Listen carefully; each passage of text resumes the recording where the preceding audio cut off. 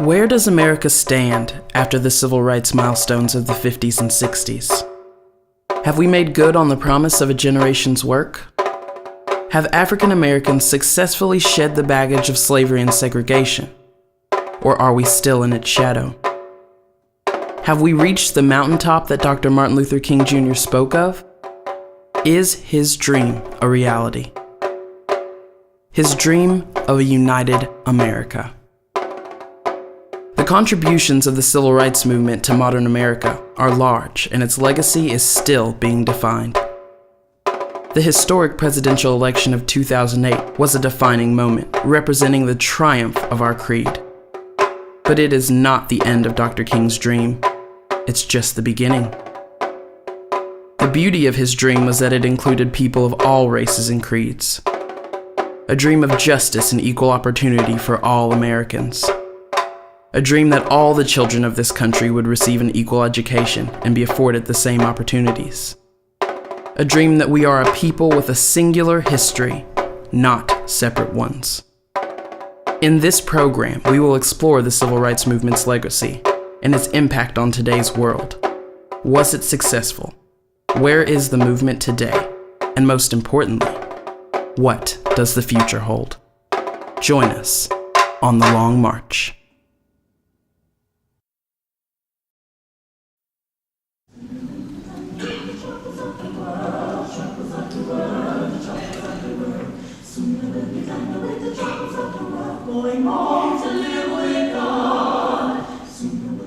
It was a nonviolent force unlike the world had ever seen. The civil rights movement was one of the most pivotal and defining moments in American history.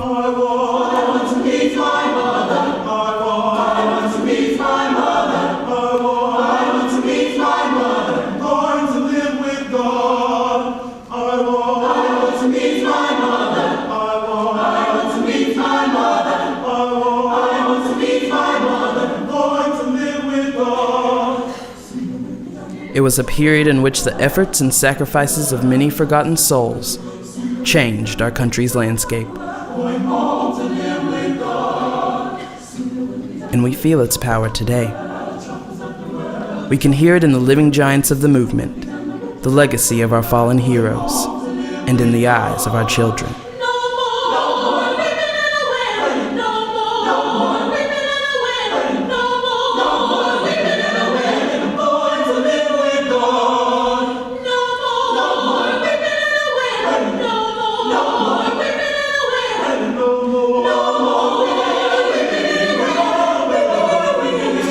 The civil rights movement gave birth to forces that still shape our culture, our identity, and our future.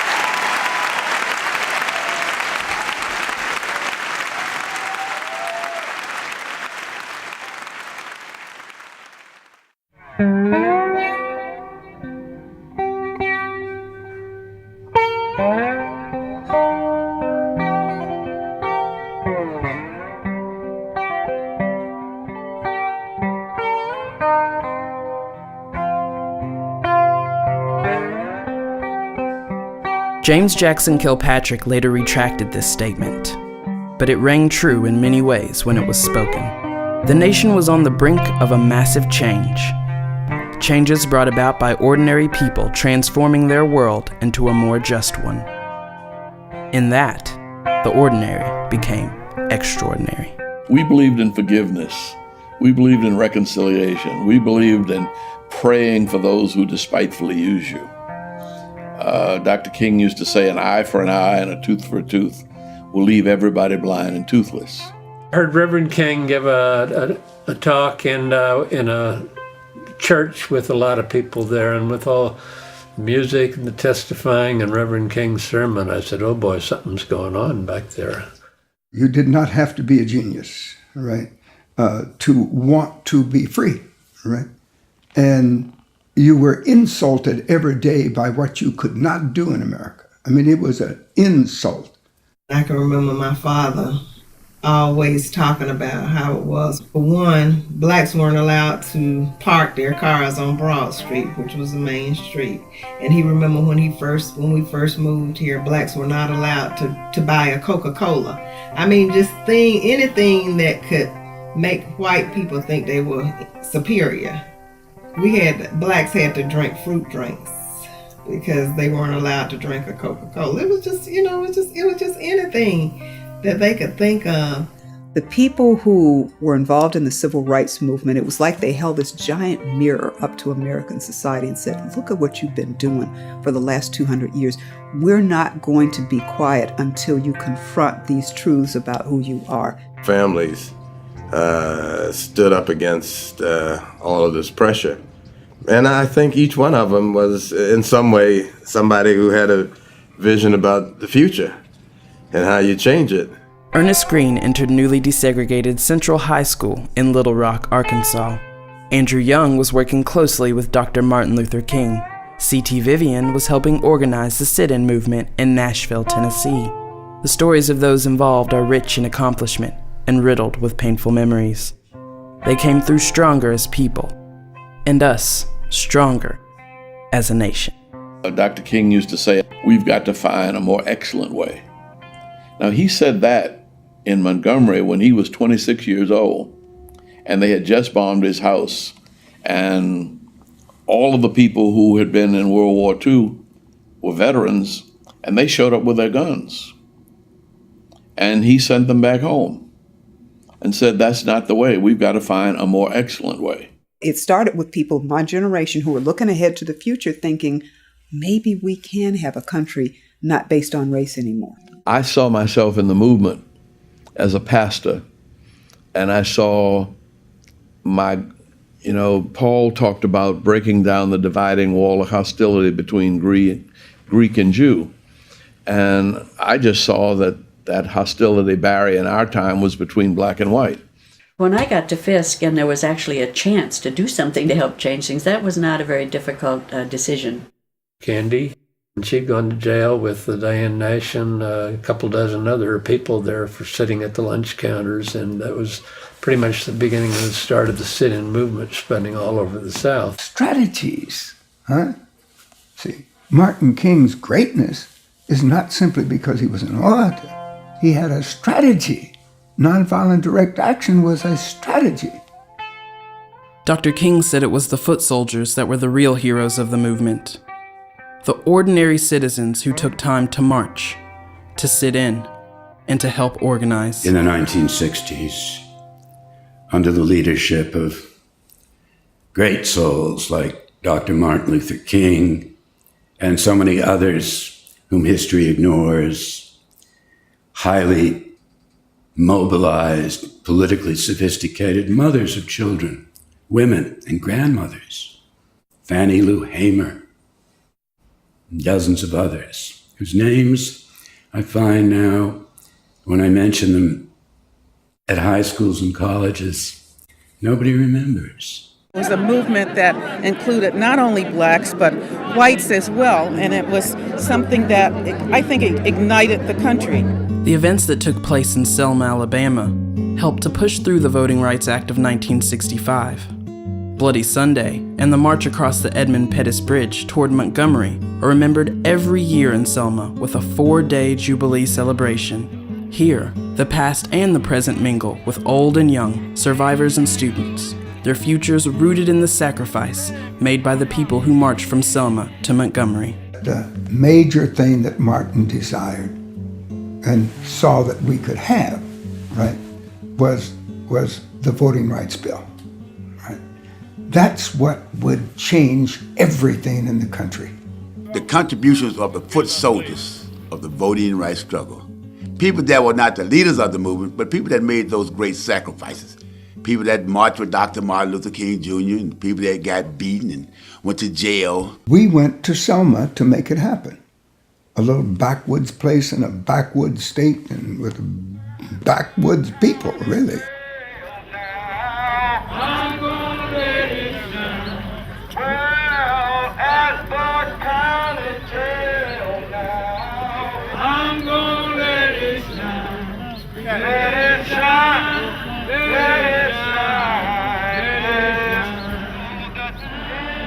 It's given a lot of people who did not quite understand about the movement. It's given them a general idea of what happened and what went on during that time. It's given a lot of our young children a general idea also as well, and giving them a chance to experience some of the history that went on. There were some doors open for us that were closed before, and I do think it was successful. Keep your eyes on the prize. Hold on. Paul and Silas. We wasn't registered to vote before then. I think around 64, 65. They come by and taking the peoples out to register to vote. And that's how we come out to be registered to vote today. It gave us the right to vote, number one. But we didn't have the right to vote. That was the most important thing, I think. Can I put my shirt on first? Yes. Okay. Go ahead. Do you think the civil rights movement was successful? It got us started. Two giants sat down with us to discuss the past and the future of the movement, as well as their friend, Dr. Martin Luther King Jr. The starting of Selma, to me, was most important. The fact that we picked, or that Martin really picked, out-of-the-way place like Selma was really hard for me to believe. When he first said, we're going to Selma, well, and all the argument that followed and staff and all that stuff. But then afterwards we said Selma, and it turned out to be the place. In Selma, the judge that was in charge of our cases was in Mobile, and he wasn't hearing them. And normally a judge would hear the case, they'd turn it down, and then we'd appeal it to the Fifth Circuit in Atlanta. Well, the judge in Mobile wouldn't even hear our cases. They were just stacking up, see? And so somebody came up with the idea that if we walked to Montgomery, we would leave Mobile jurisdiction and we'd get to Judge Johnson in the Montgomery jurisdiction. When Martin came back from the Nobel Prize speech and went to see Lyndon Johnson, that was about the 5th or 6th of December, 64. Lyndon Johnson spent the whole hour explaining why he could not do another civil rights bill. He's just gotten this one passed. You couldn't argue with him, but when we left, Martin said, we're going to have to help the president. He doesn't realize he's got the power to put another civil rights bill together. And so I said, how you going to do that? He said, I don't know, but we'll figure it out. Hold on, hold on, hold on, hold on. It was illegal to have a mass meeting around church, anything other than church. And so by having this Emancipation Proclamation service on the Monday night, we were deliberately saying this wasn't going to be just a church service. This was a freedom service. And that was a violation of their injunction. Martin used to say that most of us were certifiably insane. And he said, but you have to be crazy. He said, nobody in their right mind would think they could take on this system and win, see?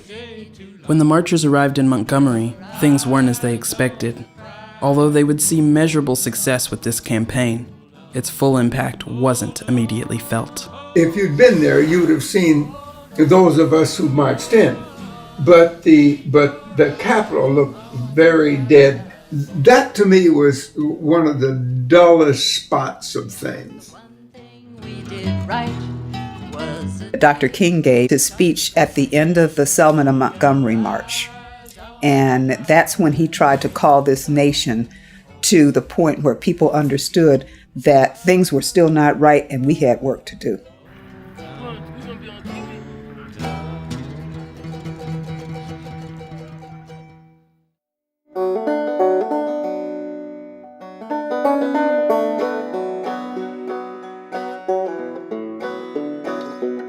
The year is now 2009, 41 years after Dr. King's death.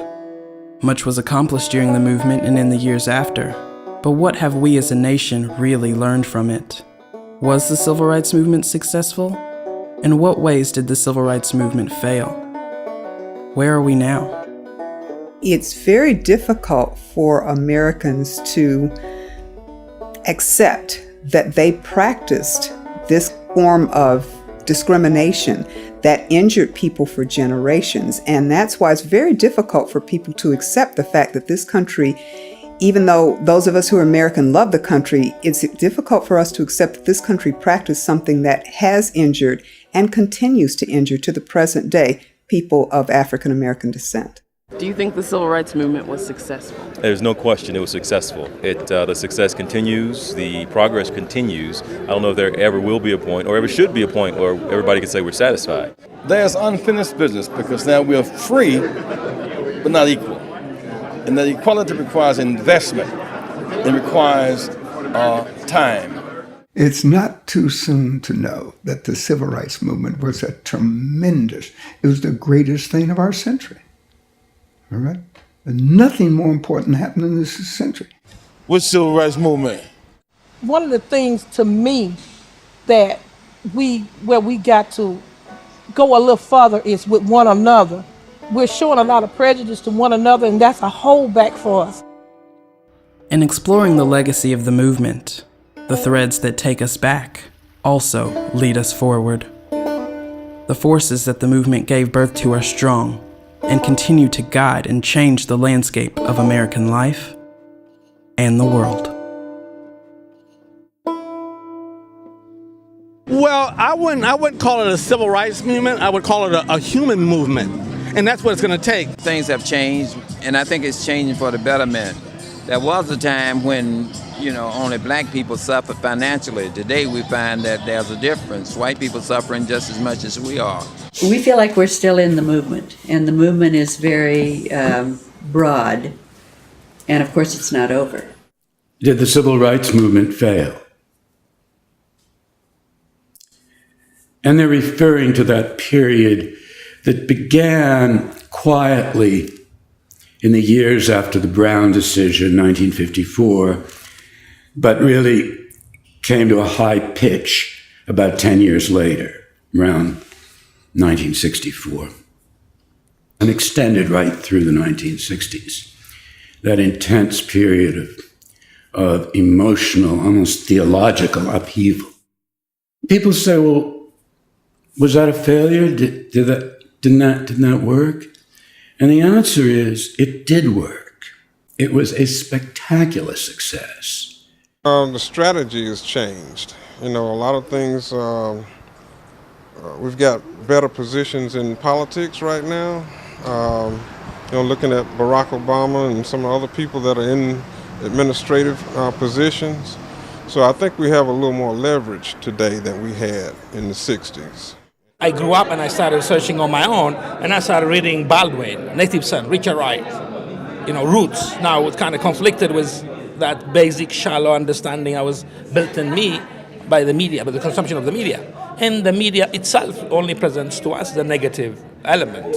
I don't know if this is by design, but that's what happened. We're gradually getting to the point where politically we're infusing a version of, say, the civil rights movement in our politics. These people who've lent their marching feet to hundreds of millions of people around the world who want to see a change in the policies of this country are going to go to the polls in November, and I think we're going to have the change that they're looking for. We can still see a great deal of the search for identity, which has always been a part of what black folk have had to struggle for in the context of the American system. It is very important to keep in mind that the civil rights movement was an American movement.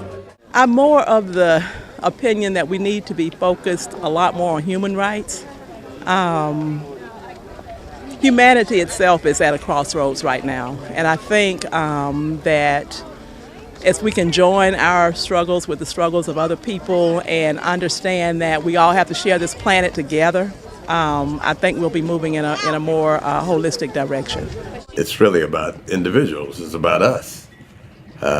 We are the catalyst, and hopefully that's what the civil rights movement spurred, that people believe they can make the change as well as some individual out there. They must study. They must refuse to be passive. They must be active enough about what they believe that can stand the test of moral and spiritual scrutiny. Right?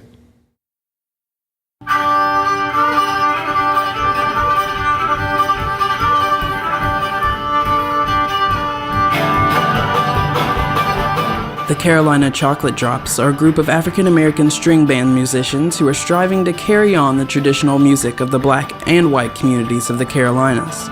They've been under the tutelage of Joe Thompson, one of the last black traditional string band players of Mebane, North Carolina. They are proud to carry on the songs of black musicians like Odell and Nate Thompson, Dink Roberts, John Snipes, Libba Cotton, Emp White, and the countless others who have passed beyond memory and recognition. This music isn't just black history, it's American history at risk of being forgotten.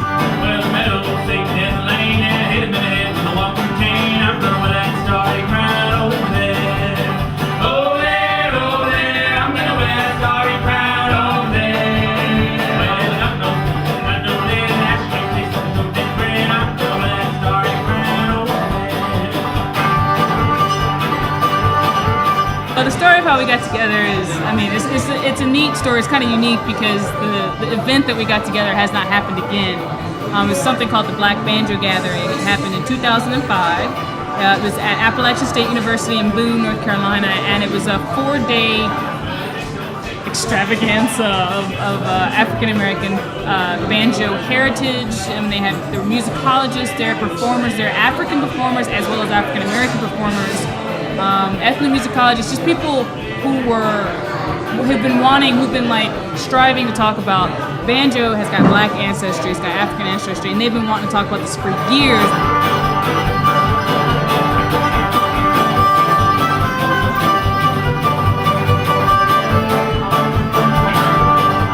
We've inadvertently fallen into this new niche of bringing out a new aspect of black culture just by playing the music.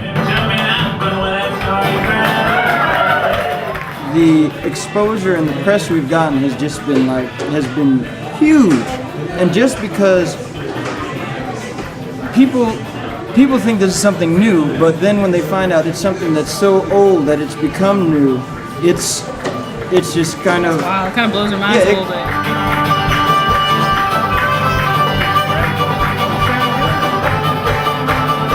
A lot of black culture is oral tradition. We do want to let them know this is a piece of the puzzle. We don't expect anybody, go out and start plowing with mules and whatever. But we'll leave that to you. Yeah, I personally like to do that, but it's something that it's not there at all to even forget about. So it needs to be sort of put back in the sort of stream of black history.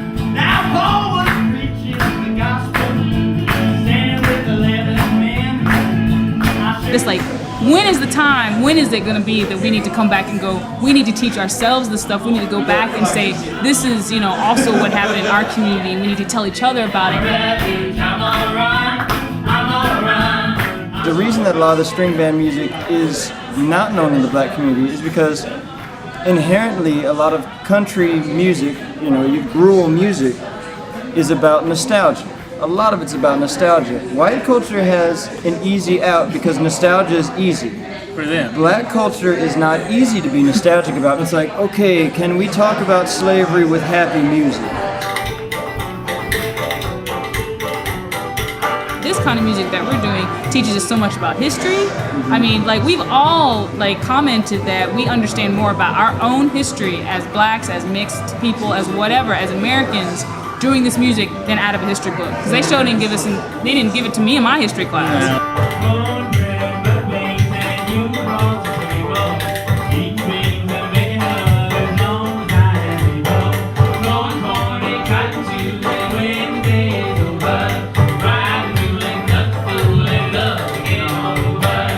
Take the Snowden story, that's a real typical story about American music. They came out of slavery and went to free Ohio and were well known as a black string band, who at a time were traveling black string bands were not very common because they would have been harassed and sent down south for the fugitive slave law and all that stuff, so they played in their community and they were well known in their community. They teach this fella Dan Emmett some tunes and some songs. He gets popular for writing Dixie, which becomes the Southern anthem, becomes the Confederate anthem, right? So the Snowdens disappear from history, of the main history, right? So if you go back to that place in Ohio, all those African Americans there go, yeah, they taught him Dixie.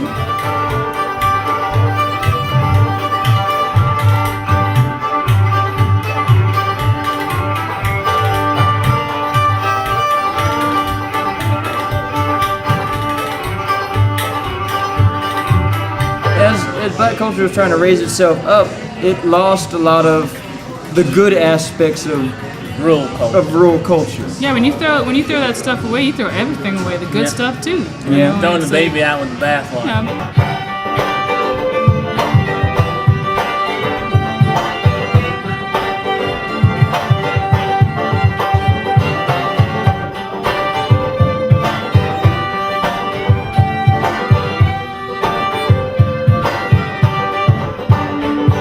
Is about slavery is that it's a canker that has not been addressed.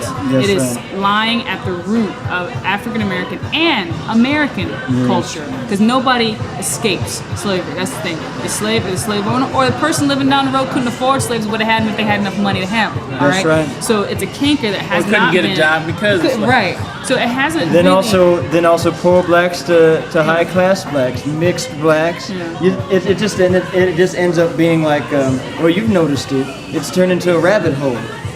You came in with one thing, being like, okay, we were just going to talk about this one issue, but then all of a sudden it's all interrelated, you know. And it's just like, until we really get to the core of that, not just talk about reparations, not talk about this, but really get to the core of how our culture was founded.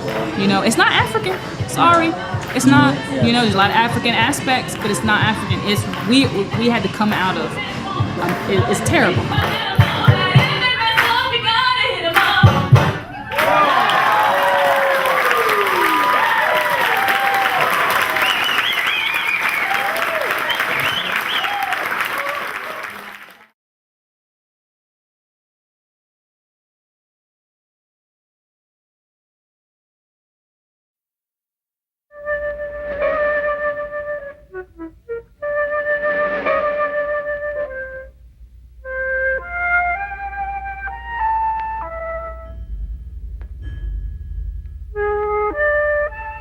It was almost a quarter century ago when I first broadcast today's Open Mind conversation with my great and good psychologist friend, Ken Clark. On May 28, 1954, Dr. Kenneth Bancroft Clark, a 39-year-old associate professor of psychology at City College in New York, wrote out a brief statement for the press on the meaning of a unanimous Supreme Court decision, Brown versus Board of Education of Topeka, which had been handed down 11 days earlier.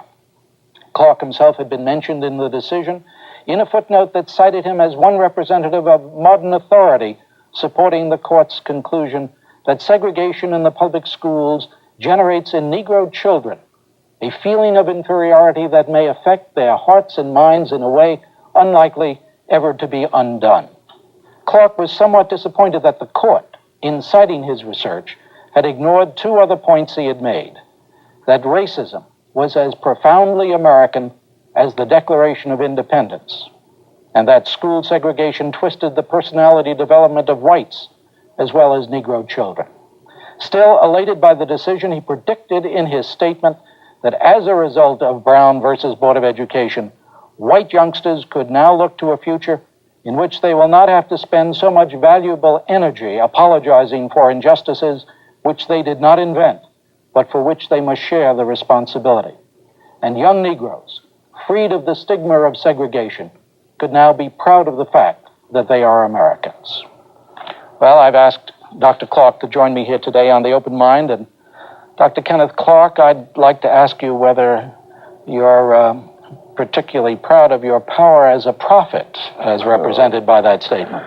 That is a little hard question, Rick. I obviously was not a particularly accurate prophet.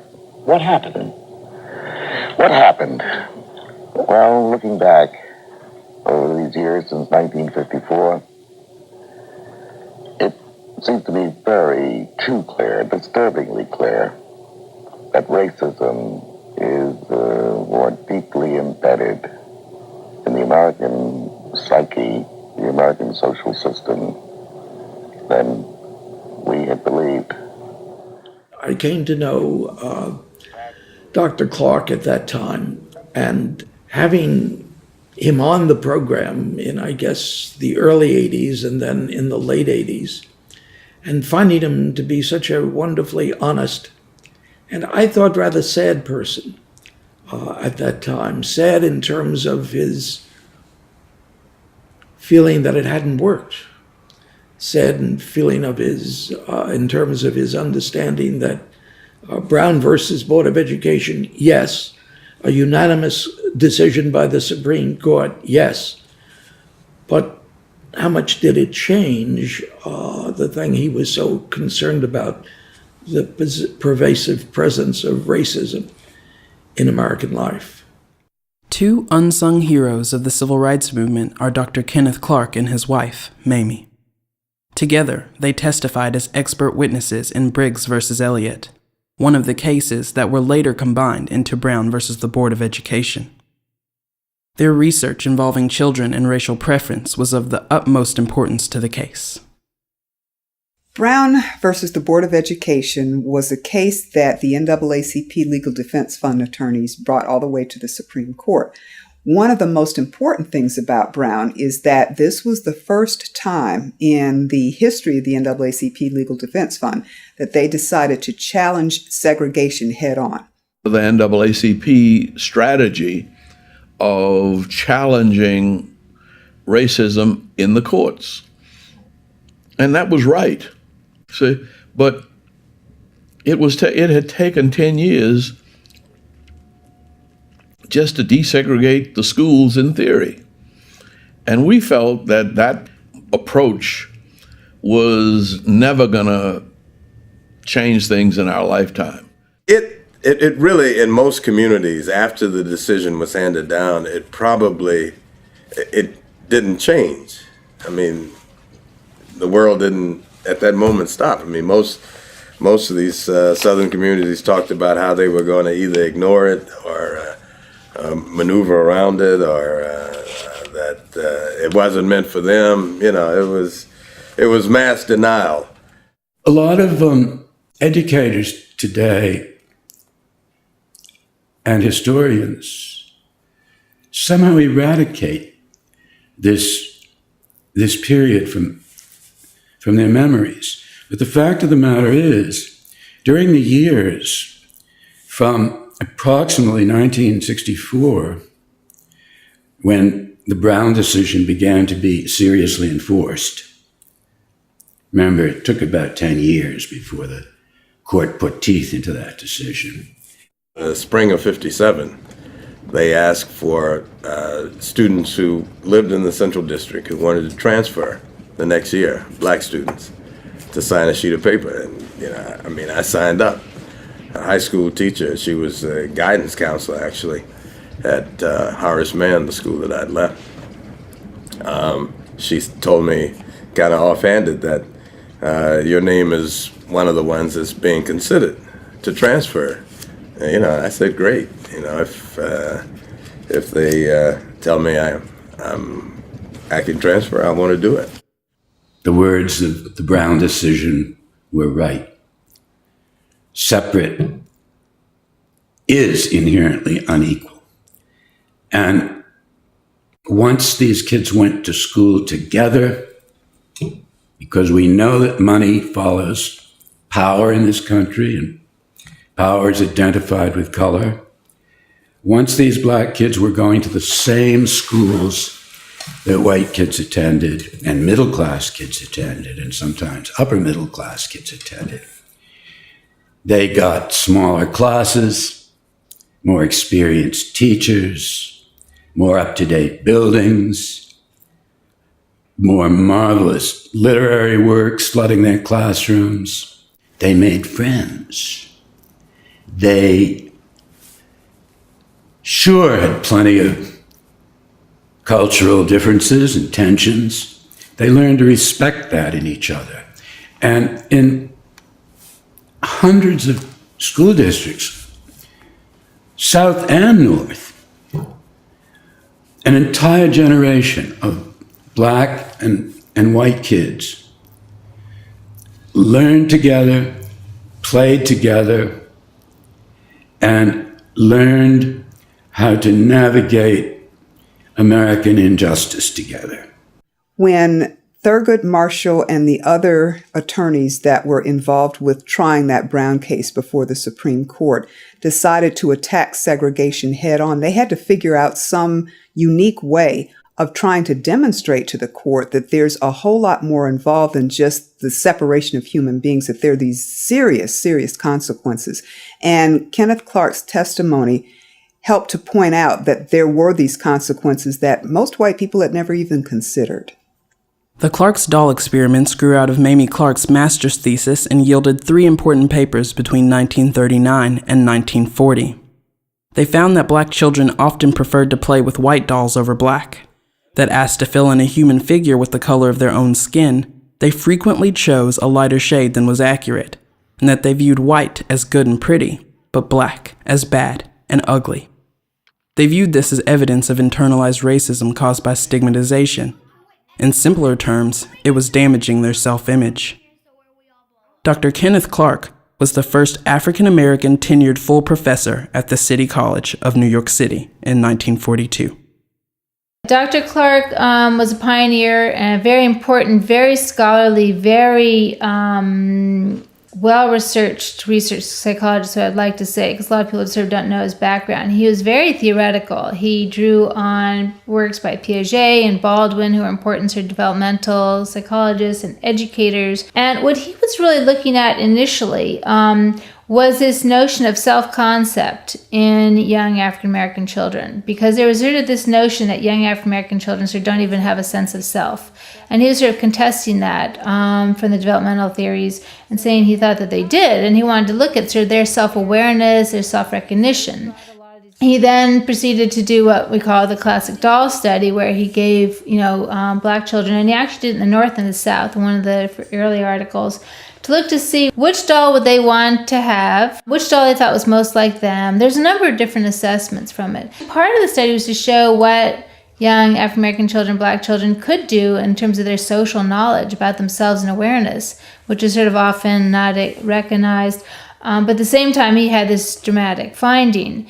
Now, he also showed, which isn't often talked about, that was more the case for children in these segregated schools than in the North or there in the integrated schools. So he was very early on also looking at social experience as contributing to this kind of low self-esteem with the children. And of course, and that was used by Brown versus Board. I would say that it was absolutely needed because the information obtained from that was so radically new at the time and was so unknown and so dramatic. It was very, very important to convey this because, first of all, there's almost no research done with the psychological development of African American kids. There wasn't even that much developmental research done with the European American kids or other ethnicities because it's the sort of beginning of developmental psychology, really, when he started, in terms of empirical investigations with children about what children think. He was just a pioneer in that way. The seed of racial preference and moral bias research was planted by Dr. Clark and his wife. It looks a little different today, but the goals of the research remain the same. The implicit associations test, what happens is you go on and you'll see a white face or a black face, for example, if it's race. It could be different ethnicities, it could be gender, it could be handicapped, it could be a lot of things. But the most common one that people know about is the white-black one. You see a white face, a black face. Then you're given different paired words. good, nice, bad, mean. And they ask you to press sort of the left button or the right button. And they want to see how quickly do you associate these words with the faces. They tell you what to do. And what it turns out is that people have a much easier time or quicker associating, let's say, a negative word with a black face than a negative word with a white face. Okay, that's important to know because that can manifest in your behavior, but that doesn't yet tell you about behavior, about people's attitudes or treatment. But we also need to know how does that manifest in different ways people treat others, and in what context does it come out? Does that influence how people vote, or how they make hiring decisions, or who they marry, or who they date, who they're friends with? I mean, we can't stop there and say, okay, now we know people are prejudiced. It's not really prejudice, and then we need to know what's the next step. What my research is focused on, and some of my colleagues, is the sort of what we call the kind of deficiencies of the majority group. And what are those deficiencies? Well, there are things like biases and prejudice and prejudicial behavior. And those kinds of behaviors are not good for creating a civil and just society. You could say, oh, Deborah's going to give her money. She's dropped her money. Or you say, oh, Deborah's going to take her money. So again, negative, positive, but then we vary the ethnicity. So we've got a lot of these different kind of picture cards. So in this, with these picture cards, we gave this to 6 and 9-year-olds.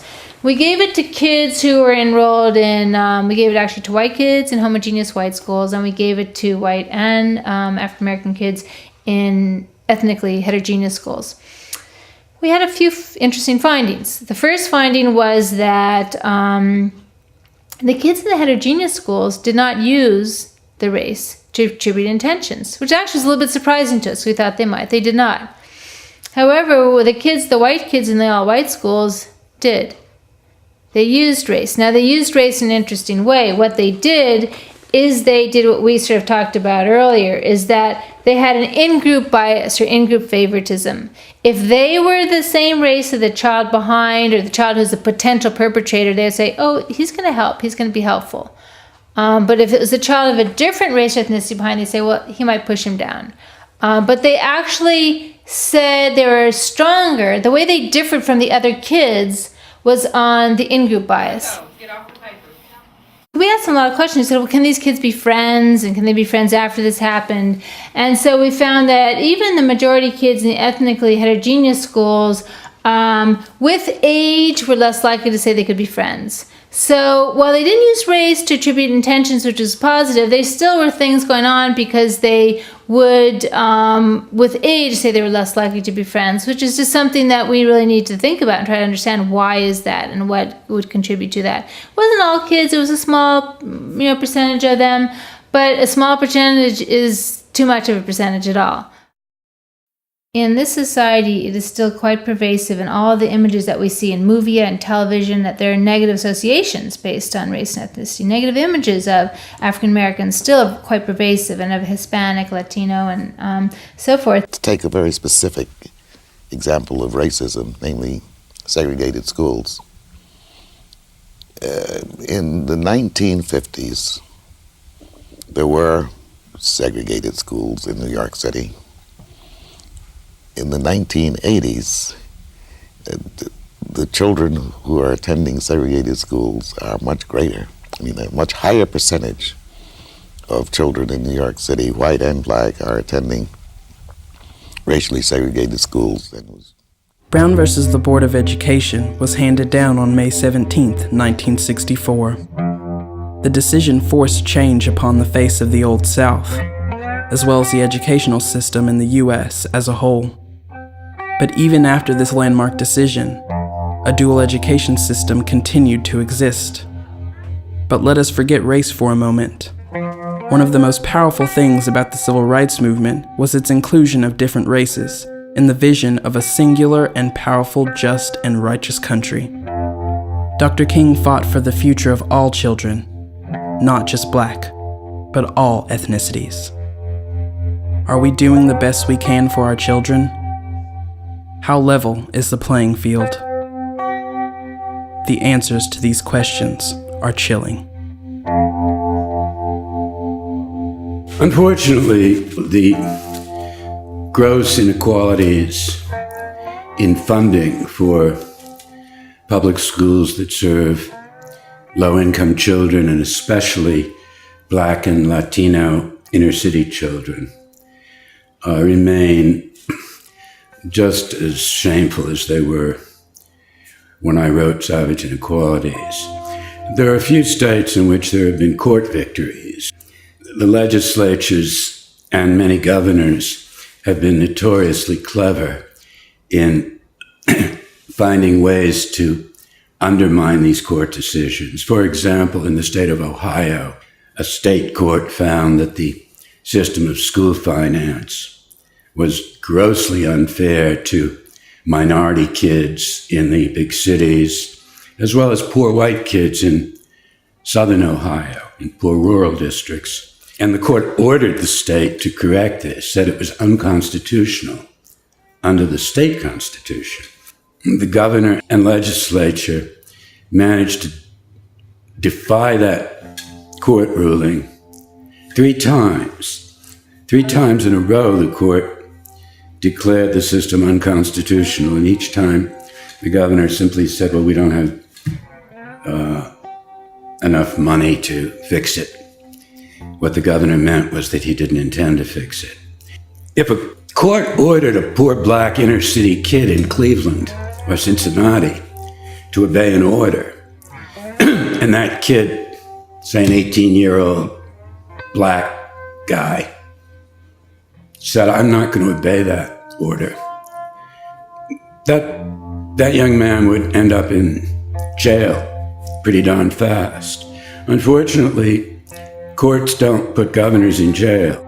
There's this whole culture that gets created by parents in terms of their relationship with schools and school districts that actually sometimes perpetuates inequities. I've been in school districts where it's the same school district, and I've been at one school there, another school, and schools are completely different. And you think, how can this be? Because they come from the same pot of money.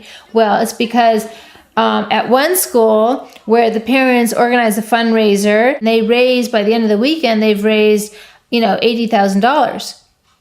And then you've got the other school, and they have an auction, and somebody gives $25, for a gift coupon. Somebody else gives $50. The stakes have completely changed. One place where you can really see it is in a little county called Wilcox County, Alabama, just south of Selma. Wilcox County is the 20th poorest county in the United States of America. In Wilcox County, Black schools are unaccredited. Unaccredited. Yeah. So what that means in practical terms for those bright young students who graduate from Wilcox County High School who want to go to college, Alabama schools will accept them, but they can't even think about going to any college or university outside the state. The county's so impoverished, and there's absolutely no help from the state. And see, Wilcox is not the only county like that. In many heavily Black counties, you find the same, especially rural counties, you find the same kind of situation. These inequalities go on and on and on. And today, of course, they're compounded by the fact that our urban schools are rapidly resegregating, so that we now have in almost every major school system in America the condition of separate and unequal, which doesn't merely rip the guts out of Brown versus Board of Education, but doesn't even live up to the tarnished promises of Plessy versus Ferguson.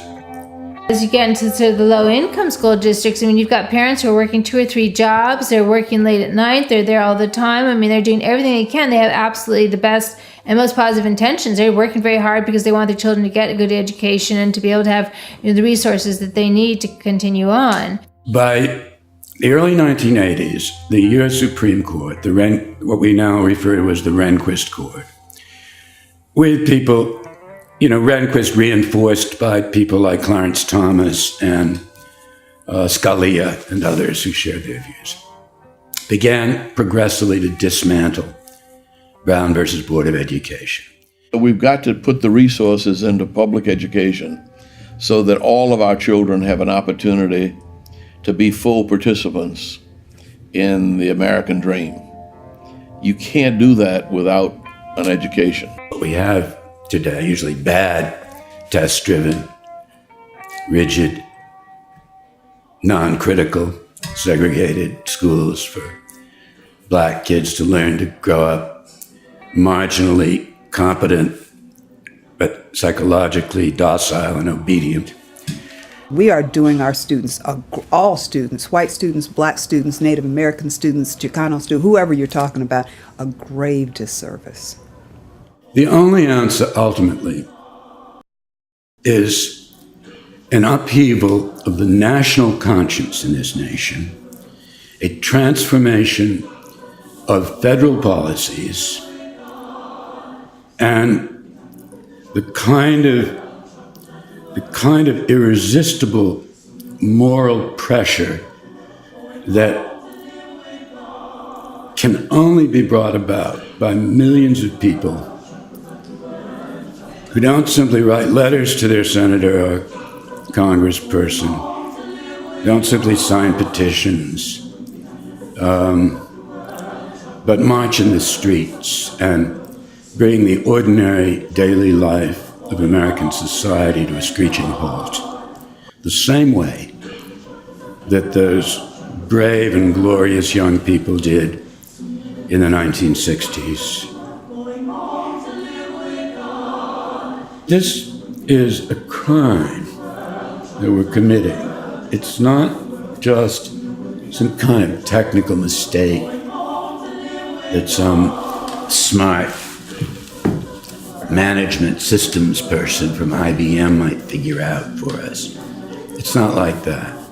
This is a conscious decision on the part of society to decapitate potential. Separate has never been equal in American history. It is now and it never will be.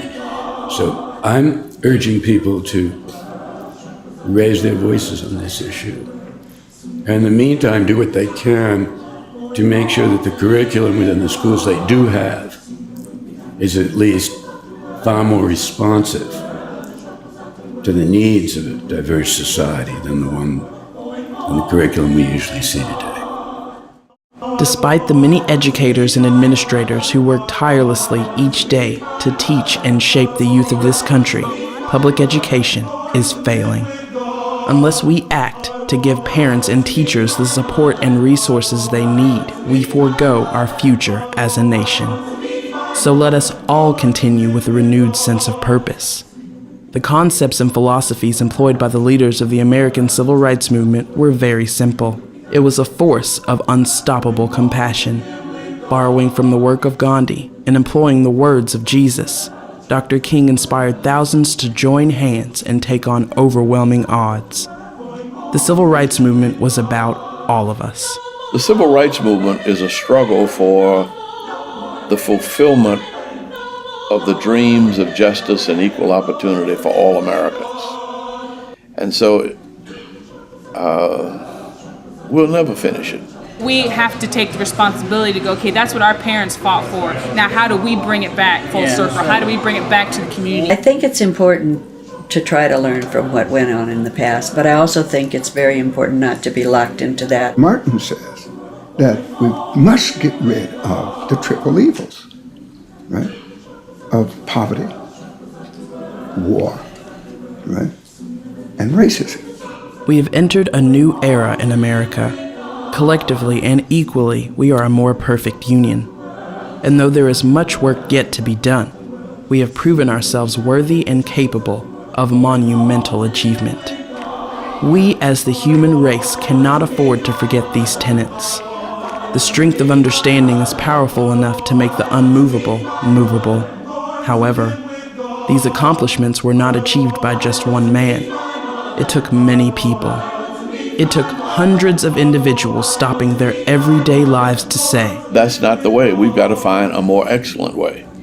The true worth of any nation is judged by how it treats those with little or no voice. It takes no courage, no wisdom, to tacitly accept the status quo, to fall in line with the current power structure when there are those whose personal rights are limited. And while great strides have been taken in America, the battle continues to be fought on many fronts by peoples of all descent.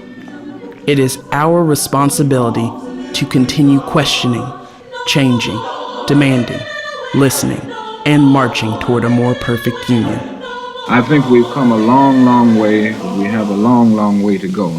But it seems to me that if we will press on with determination, moral courage, and yet wise restraint and calm reasonableness, in a few years we will reach the goal. I have a great deal of faith in the future and the outcome. Let us answer to the excellence within us all. There is, as Dr. King said, a more excellent way. Heed the call, Americans all. Side by equal side. Sisters and brothers, sit in dignity. Brothers and sisters, sit in pride.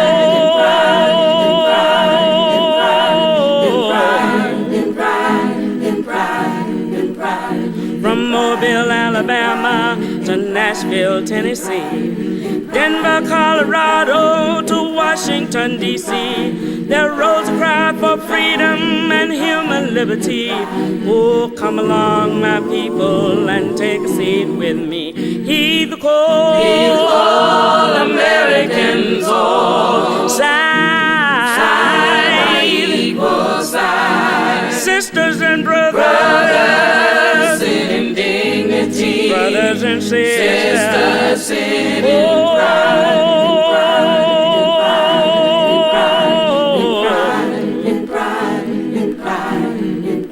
Heed the call, Americans all. Side by equal side. Sisters and brothers, sit in dignity. Brothers and sisters, sit in